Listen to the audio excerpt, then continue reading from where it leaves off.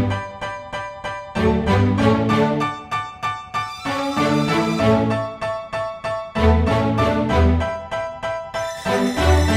know I've been around and doing it, but now it's my time to shine and start proving it. I'm losing it, I'm moving it. The city is where I'm made, Bostonian flow, I kick it back there. Yeah, I got game, got in a fan way. We the city of the champs, every sport we play. Spit wetter than the harbor, yeah, I'm flowing like the Charles. I be speeding on this beat, call it Turnpike Miles. Yeah, it's Boo signing on. Welcome back, everyone, to another edition of Once a Week. I'm Billy Giannouloudis, and if you haven't been keeping up with the recent episodes, you guys are in for a treat today. Because Once a Week has been trying something different and having guests on the show. And today, we have a very special guest. Someone that I grew up with, someone I played soccer with that used to school me on the soccer field, but has become a very good friend of mine. And I want you guys to hear from him because truthfully, he has a drive that inspires me to continue to pursue my goals. He's got an incredible faith in something he has been working on for several years now, a podcast that has now spread around the United States, Guys Like Us. And I want you guys to hear from him just to spark something in you and just to give you a new piece of information that could help you drive forward on your goals. That being said, Tyler, thank you for being on the show, and tell us, what is Guys Like Us? Billy, thanks for having me and that incredible, kind introduction. So I've known you for some time now, and growing up in the same hometown and doing life together. I'd say alongside, but never really together. Yeah. We cross paths a lot, as you know, and whether it's class, whether on the soccer field. But I think it's come to a new level, and we've been able to work together, and this is an incredible example of how we're able to collaborate and work off each other. Yeah, build off each other. And so Guys Like Us, I started Guys Like Us about a year and a half, 2 years ago now. So I actually transformed into a podcast, and that is really how it's continued to evolve and develop to where it is today. Yeah. So what I do is I interview other Christian men across the world and hear a bit more about their path, about their background, their story, and really what they're up to right now, how they're leaning into their purpose, into their calling, speaking to people that are entrepreneurs, business people, professional athletes, musicians, sports analysts, and really everyone in between. Exactly. And it's been awesome just hearing their stories and hearing their walk and how they're able to continue to really expand and explore new territory as they're doing so. I love that. And with your podcast, something that sticks out to me is you said their purpose, to walk forward on that purpose. How do you feel, or when people approach you, how do you approach that topic of purpose? Because I feel like in the world today, everyone struggles with, one, a lot of people, do I have a purpose? Two, what is that purpose? Three, how do I go about even moving forward on that purpose? And me, from my background, I feel every single person has a dream or a vision or whatever it may be, and to me, that's connected to your purpose if you can act on it, if you can move forward on it. But what does purpose mean to you?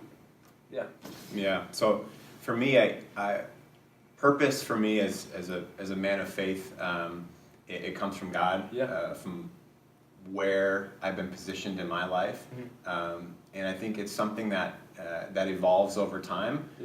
But the way I think about finding purpose, which I think is important, is the first step, is by looking inward.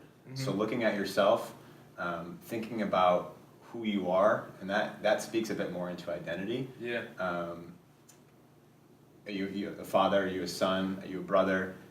Starting with simple things like that to think about who you are in relation to others. And then you start to look outward, and then you figure out, what have I been gifted with? What am I passionate about? And how can I use these gifts and these passions to then make an impact? And I think when you're really at the intersection of those two, you're able to not only be self-fulfilled and feel that you're walking into your purpose, but you're also making an incredible purpose on those around you. And I think that has transitioned into Guys Like Us, for an example, is by hearing others' perspectives and hearing what the story that they have to share, what they're telling, it is actually going to end up impacting the way that you walk. Yeah. So, for example, through these conversations I've had with all these different types of people, they have shared something at some point that will click, that will resonate, and I'll say, oh wow, I never thought about it that way. Yeah. Or maybe, oh, that's an incredible thing to reach for. That's a great ambition. That's a great part of your life that I'd like to incorporate into mine. Yeah. And it's really inspiring to hear people when they're walking in their purpose, how natural and how organic and authentic that pursuit is. Yeah. And then you can bring components to that into your own walk and Yeah. say, you know what, this is a great thing that I have. Maybe it's slightly related, but it's a little bit different. So one example that I can provide is through like writing a book, for example. Mm-hmm. A lot of folks have been writing books that I've been interviewing, and hearing that ended up sparking a drive for me to start writing a book. Yeah. And same thing with podcasting. Even before I started the podcast, Yeah. I was hearing and connecting with other people, and they ended up starting podcasts, and then I started a podcast. So I think when you think about purpose, it comes back to looking into yourself, looking inward, and coming to an awareness of your position in the world. Yeah. And then looking out and how these passions, these gifts can be used to foster others' development. Yeah, I love that because becoming such great friends with you, when me and you go out, we have such incredible talks, and something that has always stuck out to me about you, and you just touched on it, was your drive. And hearing from all these others that you do podcasts with, whether they've written a book, whether an athlete, a teacher, whatever it may be, that sparks something with you to drive to do more. Your podcast was driven from learning that other people are doing this. Let me take a shot and go for it. So you take action. You being a man of faith, I'm, as you know, also a man of faith. Your steps of faith, do you feel, have been something incredible in your walk? But when you take action on that, what can you tell us the results you get? Because for those of you who don't know, if you haven't watched it, I did a video about last summer where I just got back from the King movement out in Memphis, Tennessee, and I was only able to go because Tyler gave me an opportunity to go, and we ran with that. We want to meet people there. We just want to glorify this moment and try and get as much a blessing out of that trip as we could, and it was such a rewarding trip. But Tyler, you were the one that took action on that, and the drive you have that has sparked something in me to be driven to continue to pursue my goals is you just go for it. With all these podcasts that you've done, with every interview you've done, whether it's someone you wrote a book or just someone you reached out to, you're not afraid to reach out. And that's something Tyler told me in Memphis when we just got to the hotel room after the plane ride is, Billy, you can't be afraid. Just take a shot in the dark. Just message them on Instagram, message them on Twitter, whatever it is. If it goes, it goes. If it doesn't, there's always someone else to just reach out to that it will. Tyler, tell us about that, with that action step to reach out to them. Like, what is that, your faith leading the way with that? Like, hey, let's go for it, or is it something else? Yeah, I think faith is where it starts and where it ends. Mm-hmm. So I'll start with that. But then somebody once told me it's not that fear goes away, but that you become more courageous. Yeah. So I think there's I believe speaks more into purpose. And yeah, when you're out there at a conference, when you're out there on the field, if you're playing a sport, whether you're in the classroom, whether you're in the office, there's opportunities around you all the time. Yeah. And there's good opportunities everywhere that you are. Yeah. So I think in wherever you're situated in life, whatever you're doing, there's a chance for you to push forward. Yeah. And a lot of times there's going to be resistance. Mm-hmm. There's going to be a notion, this doesn't feel right. Yeah. This isn't how I envisioned this path looking. Mm. And I think a lot of times we operate on this linear line of this is the path that we should be taking. Yeah. But I think a lot of times, and especially recently, is when you start to think about it more as scattered dots as your path of development, right? I think we're both aligned in our self-development, personal development, and that you have to look out and seek new opportunities to kind of bring it back to yourself so that you develop. And I think that is when you confront the thing that makes you the most scared, that makes you nervous, that makes you tense. I think that's a key sign that is probably something that you should be doing. I agree with that. Be acting on. So I think that just that drive for improving myself and wanting to be I think that hope that I've always found started when I was younger, and it has been something. You don't notice it now, but when I was younger, I had a speech impediment, a stutter, and that was really challenging for me in these social situations, to confront what was scary, what was fear-provoking, and it didn't seem like there was an outlet. But I think when you're able to work through it, and it's not something that's going to transform overnight or over 30 days or whatever, it happens a lot more naturally and through a trajectory of just these small acts of faithfulness. I've really started to see that type of that courage, that ambition, that drive just starts to become natural. And it's part of how you adapt and evolve in life. I love that. I agree with that so much, and I love that's going to be your quote. You don't become less fearful, you just become more courageous. I love that. And something else you touched on too is we all have this linear perspective where it's like, this is the road to wherever your goal is. This is the road to success.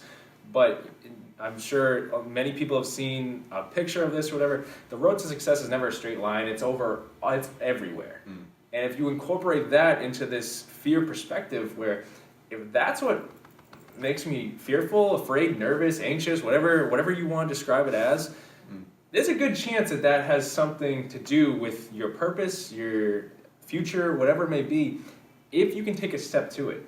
And like you're saying, the more you take a step to it, the fear may not go away. You just become stronger. You become more courageous. And that's what I see in you with your drive to reach out to whoever. And then the more you reach out to whoever, the more the building blocks began to form to build guys like us. It inspires me, and like I hope and those watching take that and run with it to whatever you feel your purpose is, your goal, your dream, your vision, whatever it may be, because the building blocks are there. And another thing Tyler touched on too is opportunities are all around us, and I've tried to incorporate that into a lot of my messages on once a week. But you got to lift your head up to see them, and sometimes we keep our head down so much with the negativity in life or whatever it may be that goes on in our personal stories, our personal lives, that it's tough to keep your head up. But the more you lift your head up, the more you find your answer. The more you find that door that's just wide open for you, if you can walk through it.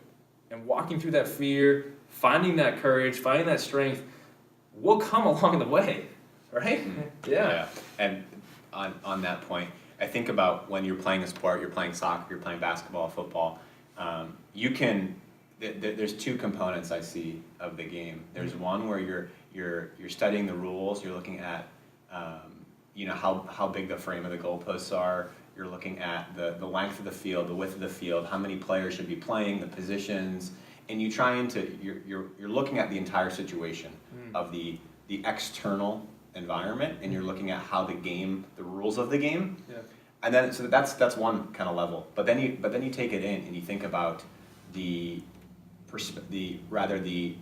role that you're supposed to play, and you can see into, okay, here's maybe how I'm supposed to act here. I have to, if I'm in this position, I'm supposed to make this type of movement, this type of passing, this type of running, but then there's another layer underneath that, and it's actually when you start to play. Right. So I think a lot of times we have to practice and we have to play with especially when it speaks to purpose, when it speaks to calling. You have to get into it, and it doesn't look perfect. Like, you can map this out in your head, which is very important to do, and to visualize and act as if this is how you're going to play. I think that's incredibly important. Definitely. But I think in this generation too, there's a lot of talking, there's a lot of thinking, there's a lot of planning, but there's not a lot of doing. Yeah. So I think once we start to play and you see the value that you have and that how others start to enter into your life too. Yeah. Like this would never happen if we didn't start playing in the space that we're in right now. Yeah, yeah. So when you start to play, you realize that others are part of that. Exactly. And then you start to learn more. Yeah. And then your path, which is not linear, but it incorporates a lot, starts to blossom into something that you never could experience if you were just looking and saying, here's the rules of the game, here's the players involved, here's maybe what I have to do. But it's really when you start to experience it yourself. Exactly. I agree with that tremendously, because you gotta get in the game. Whether you are on a soccer field or whether you are in the world, the career world, whatever it may be, get in the game. And something you touched on is you can picture everything and you have it all planned out. That's great. But if you don't actually go for it, to step onto that field in the world, whatever you want to describe it as, that plan's not going to do anything. And I see that in so many people, whether it's people I work with for therapeutic mentoring, life coaching, speaking, we all get stuck in our heads sometimes, which is something we all go through. I think it's a very big battle that goes on in our heads. But taking action is the way to step out of that. So get in the game is how to create something in your life. You can only score and get a goal in soccer if you're in the game. You can only get what you want in life. You can reach your goal if you get in the game. To cast out whatever's in your head, cast out whatever fear is stopping you, you gotta start. That's right. Right? No, that's it. Yeah. That's it. And especially now when social media and technology, we glimpse into the high moments, the highlights of when somebody is either immersed into what they're doing or just maybe taking a third party perspective and looking in. And I think that can illustrate a picture in our mind that's not quite accurate. Yeah. I'm sure you know that when you're doing videos once a week, which has been you're into the hundreds now. Yeah. So the third year's about to start. Yes, which is awesome and really cool to see. But it's people don't always appreciate the journey and the struggle and the suffering that happens too. But I think that starts to give so much more light. Yeah. When you're in the darkness and you see the light, you see kind of this duality. Yeah. And you're able to see that the beauty of what those times can be like in the high moments. Yeah. So I think there has to be struggle, but there's also a future for it too. Yeah. There's no death without resurrection. Yeah. Exactly. So, and at the end of every struggle, I think is a strength. If you can keep going.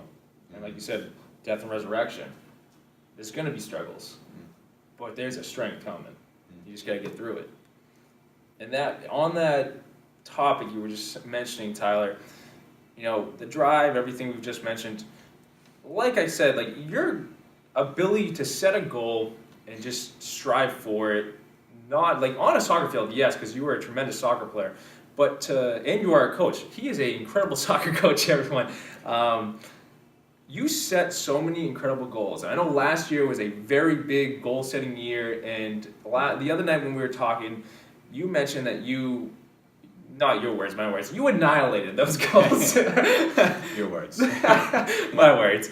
But explain to me, like, the importance of this goal setting and how you've just seen your life change after doing this. Yeah. So I think we typically look at January 1 as the time to start setting goals and map out our next year, next 12 months. But I'd wager that every day you can set new goals for your day. Yeah. Again, there's opportunities all around you, so you don't have to start it at some particular date. But in this case, I did set goals in January of last year, and had handful of goals written down that I thought were quite ambitious, but I found that they were valuable for me. So I think one, there's the acronym of SMART, of the SMART goals: specific, measurable, realistic, attainable, and timely. And so I think it's important to think about that framework as you go out and set your goals. Yeah. But think about what's valuable to you, right? What is valuable? So it's not only things that can seem like, here I can, I'm gonna score more goals. I'm going to get a promotion in my next job. Mm-hmm. Those are very important. Yeah. Those I think should be on your list. Yeah. But also think about things that you can start to create your own metrics around, or rather, you can see how you can map up against it, right? So maybe it's investing more in relationships in your life, and you can think about how you can make that into a smart goal. Yeah. Rather. So I started to incorporate a lot of traditional goals that we see, but also some untraditional goals. Yeah. And I found a lot of value in that, bringing kind of this full comprehensive picture. Yeah. Of speaking back into purpose of things that are important. Yeah. For me. But setting those goals, it starts to create the architecture of where you can go and kind of operate within, and it keeps your vision at the center. So I always say, set your vision. Yeah. And then focus on your mission, right? Yeah. So have that written down. There's something powerful about writing it down. Yeah, I agree with that. And then once that's down, start getting into the weeds. Start getting into it, and just start tacking away just a little bit every single day. Yeah. Just 1%. Just developing incrementally. Yeah. Rather than exponentially. And when you keep that mindset, it's actually what actually happens, I believe, is the inverse. You start to see exponential growth through incremental changes. Yeah. So that has been, and I reflect now, just a year past, and I'm like, wow, like what do I set for the next year? Yeah. Right? What do I take from that and keep working with and improve on? But then again, what else am I going to incorporate that's maybe something new? Yeah. Into my life that I should be thinking about? And the first thing I think about, bringing this full circle, is the resistances that have been part of my life. Yeah. In the past year, and say, hey, this is something that maybe I wasn't focusing on. It wasn't part of my goal, but I see there's someone looking over I look over my shoulder. Yeah. And I say to myself, yeah, I should probably tackle this, and then I bring that in. So I gotcha. Goal setting for me is it's so big, and then journaling, and continuing to look back at those goals every quarter, every month, whatever that might be, just to kind of look back at what you've set. Yeah, I think everything you just said is so valuable to us, and. People, you need to rewind that. I want you to, because Tyler just shed so much knowledge and just wisdom on the power of that goal setting. And the key point that you said, because I do this as well, is you gotta write it down. That's the first step. If you take anything to just start with, and like you said, like exponential or whatever it may be, something that could be the smallest thing in the world, write it down. It could be the most ambitious goal that you have. Write it down. Because the second you can take it out of here and you can put it onto paper and it becomes physical, it's in the world. And that has so much power behind it. And it goes so far. And as Tyler just explained to us, that's just the first step. And you take it for what you will, but if you can do that, you just started something incredible for your life. If you can continue day by day, moment by moment, whatever you choose. This isn't like, all right, this is it, done. No, like look at that every single day. Create it in your head, and if you can create it in here, you can create it out there.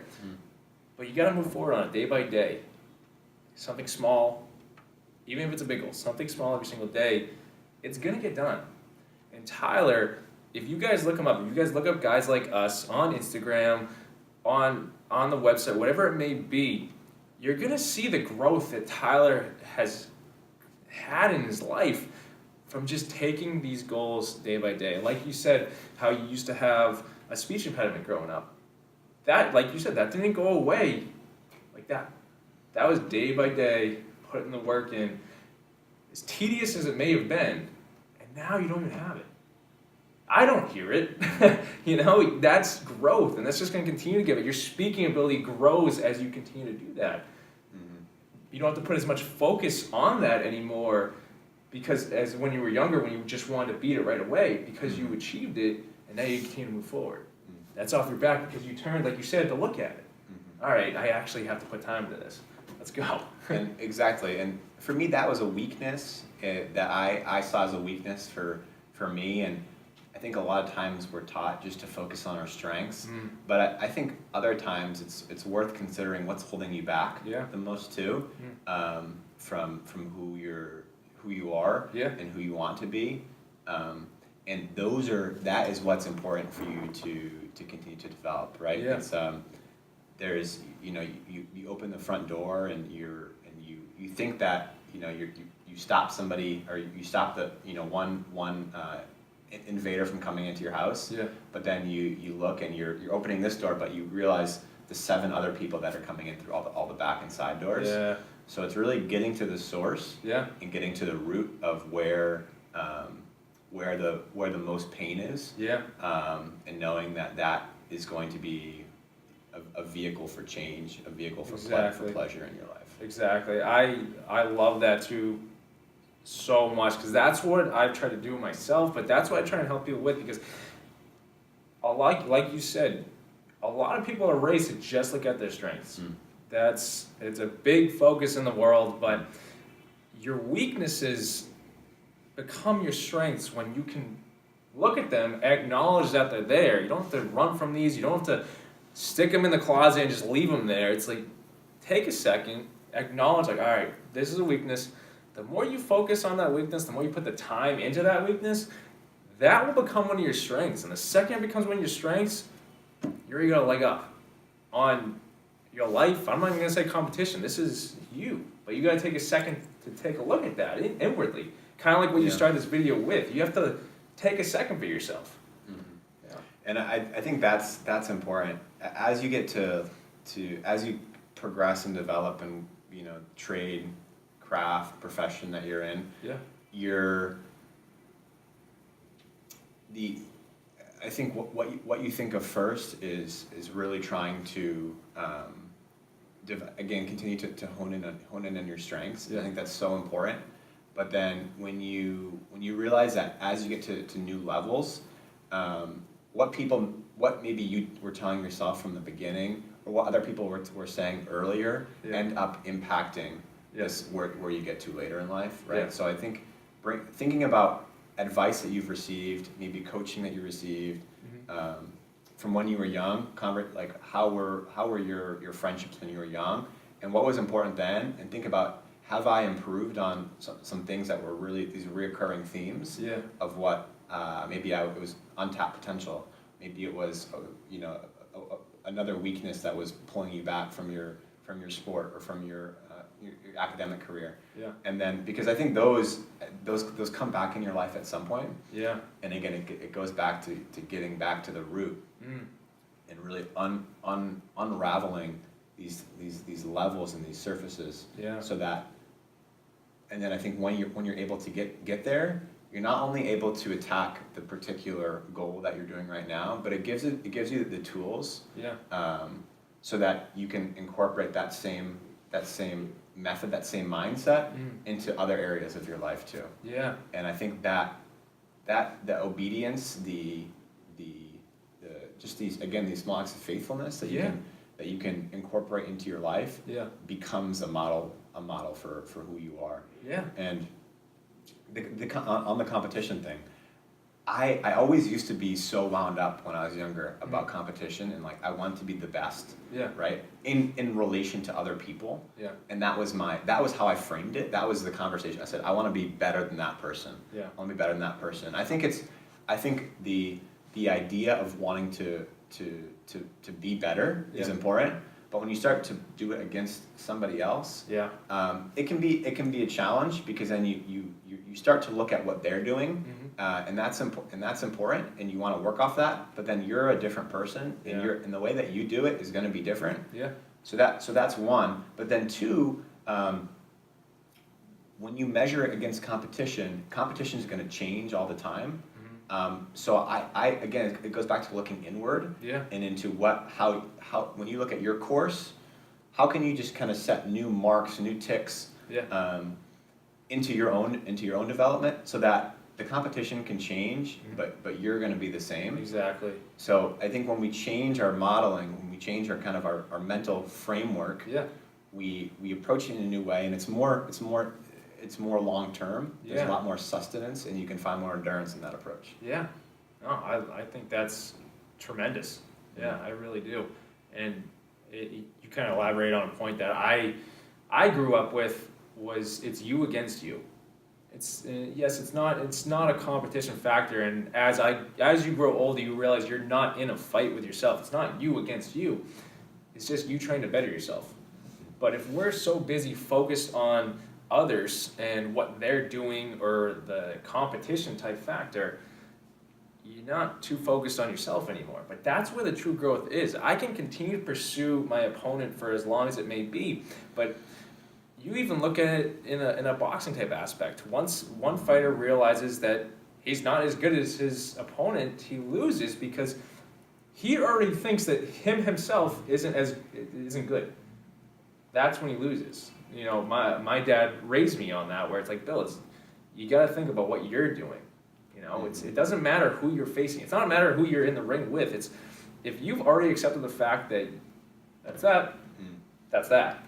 And I agree to that. And you need to take time for yourself to grow yourself, to strengthen yourself, to acknowledge the weaknesses, and everything we just went over. And you know, Tyler, I think you've explained so many incredible points to all of us.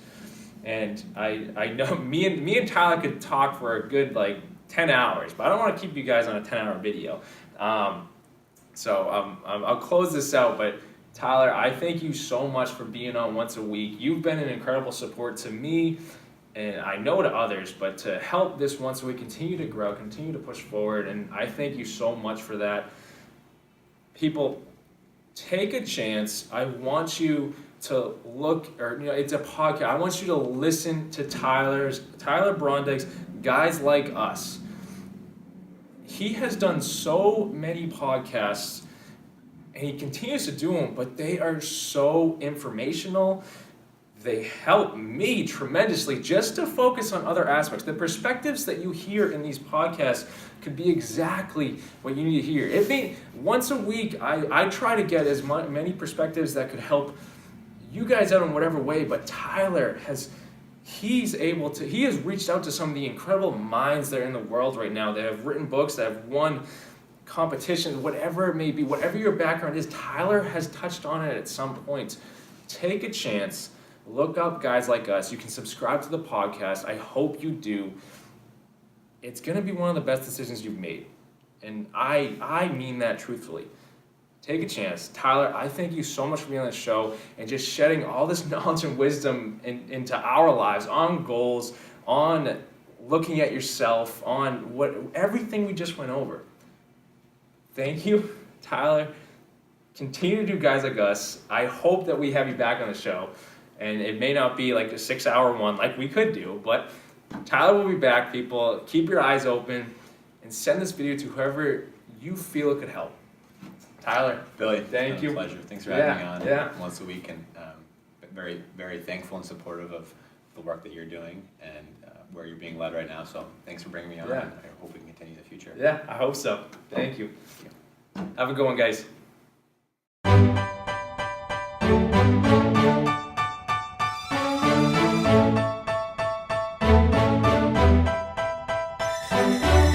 You know I've been around and doing it, but now it's my time to shine and start proving it. I'm losing it, I'm moving it. The city is where I'm made.